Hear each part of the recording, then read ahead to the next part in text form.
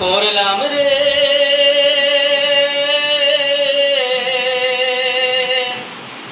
দেহ কালার লাইগা রে আমার অন্তর কালা করলাম রে দুরান্ত পরবাসী আমার হার কালা করলাম রে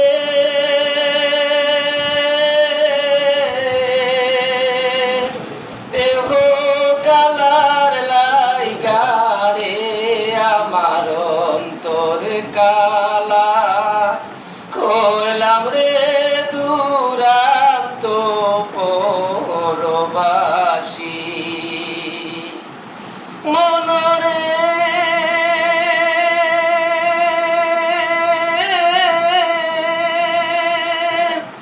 আমার হার হইল জোর জোর আমার অন্তর হইল গুড়ারে আমার অন্তর হইল গুড়া রীতি বাঙ্গিয়া গেলে হায় হায় রীতি বাঙ্গিয়া গেলে নাহি লাগে জোড়া রে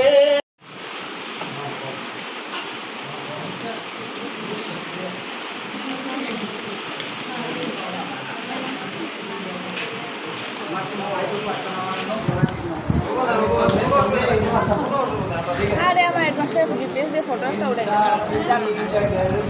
बच्चों दिखाओ चल के तुम्हारा लेता इंसाफ की। এটা ছিল আমাদের ট্রেনিংয়ের শেষ দিন। তো কিছুটা সাংস্কৃতিক অনুষ্ঠানের মাধ্যমে ট্রেনিংটা সম্পন্ন করা হয়। খুবই সুন্দর সুন্দর গান দুটো ছিল। প্রথম গানটা তো একদম মন ছুঁয়ে গেল। এটা হলো তার পরদিনের ভিডিও। তো সকালে আমি ঘুম থেকে উঠে রান্নাঘরের কিছুটা কাজকর্ম এগিয়ে চলে এসেছি রুমে, এসে বিছানাপত্র গুছাচ্ছি। আর এইদিকে আমার দুইজন আমাকে অনেক জ্বালা যন্ত্রণা করছেন। তো আরমানকে ওকে বুঝতে দিয়েছি। ও এই জানালার পাশে বসে অনেক সময় খেলাধুলা করে, মানে ও নিজের মধ্যে করে গল্পতে ব্যস্ত থাকে। এই জায়গাটা খুবই পছন্দের ওর। তারপর দেখি এখন ইভান এসে এখানে পর্দাটা সরিয়ে গরুর দিকে তাকাচ্ছে। আজকে হলো আরমানের এক্সাম নেই, ওই জন্য ও বাড়িতে থাকলে ও কি করবে না করবে ও নিজেই বুঝে উঠতে পারে না।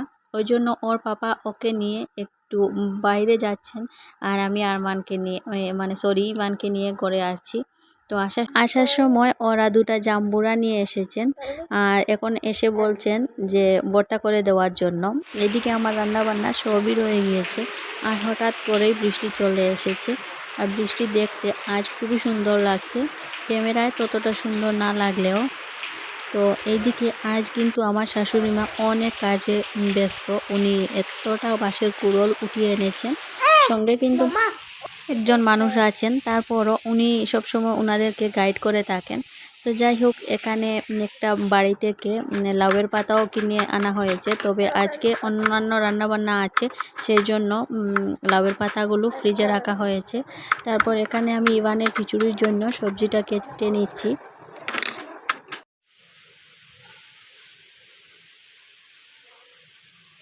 আর তারপর এখানে অনেকগুলো নাগাদনিয়ার পাতাও নিয়ে এসেছেন আম্মা।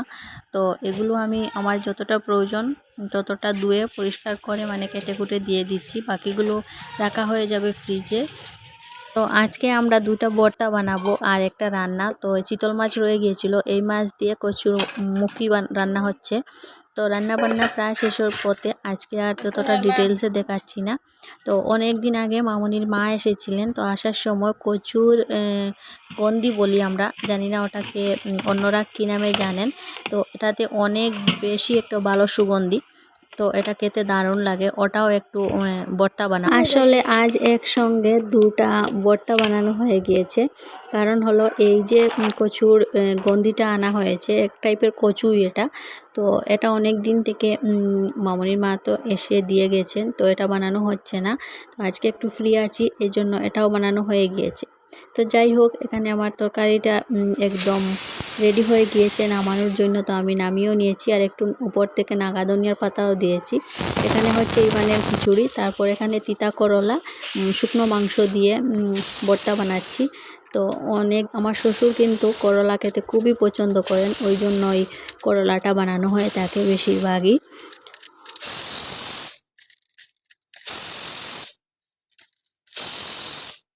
এই তো আমার করলা ভর্তার ফাইনাল লুক। অনেক বেশি জাল হয়েছিল, একটু বেশি করে জাল দিয়েছিলাম, কারণ হলো করলা তো তিতা, ওই জন্য।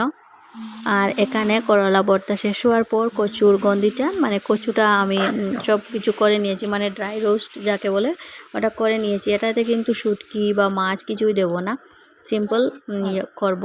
এতে করে দেখা যায় কচুর এই যে কচুটা ভর্তা বানাচ্ছে, এটা তো অনেক বেশি ঘ্রাণ থাকে, খুব সুন্দর একটা ঘ্রাণ।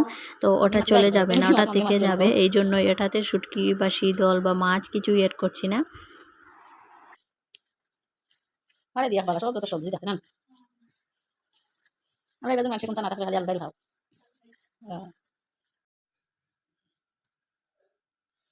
আপনার মামনির বাড়ির ডেবা গন্ধি তার পিছনে বেশি বেশি করে লাইক কিছু। রান্নাবান্না শেষ করে যখন ঘরে আসি, তখন দেখি আরমান ও চাচু আর আন্টিদের সঙ্গে খেলাধুলা করছে। ও নাকি টিচার হয়েছে আর ওর স্টুডেন্টরা এখানে বসে আছে, তো ওদেরকে পড়াচ্ছে। আর এখানে আরমান একজন গরম স্ট্রিক্ট টিচার যাকে বলে।